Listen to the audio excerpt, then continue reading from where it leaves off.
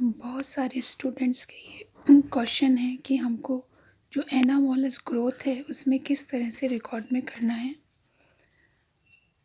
तो इसमें डिफ़िकल्टी नहीं आनी चाहिए क्योंकि आपको बहुत सारे एनामोलस स्टेम्स, रूट और लीफ के बारे में बताया है और जैसा हम नॉर्मली रिकॉर्ड में करते हैं और प्रैक्टिकल बुक में भी दे रखा है और प्रैक्टिकल बुक में हमेशा वही सारा डिस्क्रिप्शन होता है जो हमें रिकॉर्ड में करना होता है, हमें उसमें से कुछ छोड़ना नहीं होता है। तो फिर भी क्योंकि कई बच्चों ने ये प्रश्न किया है कि हमको एनामोलस ग्रोथ रिकॉर्ड में कैसे दिखानी है, तो एक बार आपको फिर से बता देते हैं।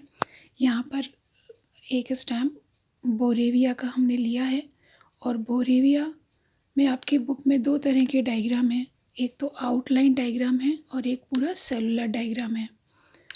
तो जब हम रिकॉर्ड में कर रहे हैं तो हम दोनों डायग्राम भी बना सकते हैं और अगर हम एक डायग्राम बना रहे हैं तो हमको सेलुलर डायग्राम बनाना है। केवल आउटलाइन डायग्राम बनाकर हम नहीं छोड़ सकते हैं क्योंकि जब हमारे एग्ज़ाम में आता है तो हमको सेलुलर डायग्राम कंपल्सरीली बनाना होता है, आउटलाइन डायग्राम हम बनाएं या ना बनाएं। तो इसलिए हमको अगर हम थ्योरी पढ़ रहे हैं तो हम समझने के लिए आउटलाइन डायग्राम ले सकते हैं, लेकिन जब हम लिख रहे हैं, हमको सबमिट करना है, तब हमको सेलुलर एक एक सेल को ठीक से समझाना होता है। तो सेलुलर डायग्राम मस्ट है।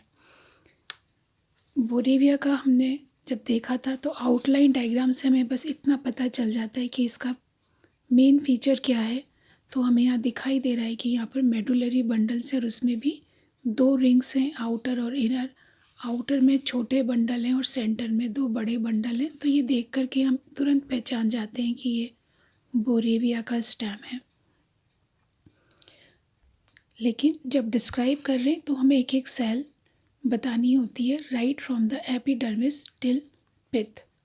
और इसमें फिर जितने भी यहाँ पर करेक्टर्स हैं, एपिडर्मिस के बाद कॉर्टेक्स के कितने करेक्टर्स हैं, उसके बाद फिर वेस्कुलर बंडल आता है, उसके क्या करेक्टर्स हैं, उसमें प्राइमरी वेस्कुलर बंडल कैसे हैं और सेकेंडरी वेस्कुलर बंडल जो सेकेंडरी ग्रोथ के बाद बने, क्योंकि इसमें एनामोलस ग्रोथ हुई है तो वो सेकेंडरी ग्रोथ के बाद ही होती है। तो वो कॉर्टिकल बंडल्स हैं, वो मेडुलरी बंडल्स हैं, या वो इंक्लूजन है, जाइलम में कुछ इंक्लूजन है या फ्लोएम में कुछ, जो भी हमको एक ऐसी चीज़ नज़र आती है जो नॉर्मल से अलग है, वो सब एनामोलस ग्रोथ कहलाती है। तो ये तो डायग्राम, और हमको अच्छे से इसको पूरा लेबल करना है।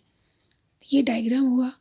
डिस्क्रिप्शन भी हम पूरा देंगे कि शुरू से लेकर आखिरी तक, पिथ तक, कौन कौन से इसके अंदर करेक्टर्स हैं। जैसे कि बताया था आपको कि इसका एपिडर्मिस कैसी है, कॉर्टेक्स किस तरह की है, एंडोडर्मिस और पेरिसाइकिल किस तरह की हैं, फिर वेस्कुलर बंडल्स कैसे हैं। ये सब लिखने के बाद हम इसमें देते हैं आइडेंटिफिकेशन या पहचान कि ये स्टेम है, रूट है कि लीफ है, फिर मोनोकॉट है कि ये डाइकॉट है। और लास्ट में जो इम्पोर्टेंट करेक्टर्स हैं वो आते हैं इसके फिर पॉइंट्स ऑफ इंटरेस्ट, विशेष रोचक लक्षण, कि जो एनामोलस ग्रोथ को एक्सप्लेन कर रहे हैं और जिसके आधार पर आप ये पहचान पा रहे हैं कि ये कौन सा स्टेम है, उसका आप नाम दे पा रहे हैं कि ये बोरेविया है, कि ये लेप्टाडीनिया है, कि ये ड्रेसिना है, किस तरह का कौन सा स्टेम है, वो आप इस एनामोलस ग्रोथ को देख करके पहचान रहे हैं।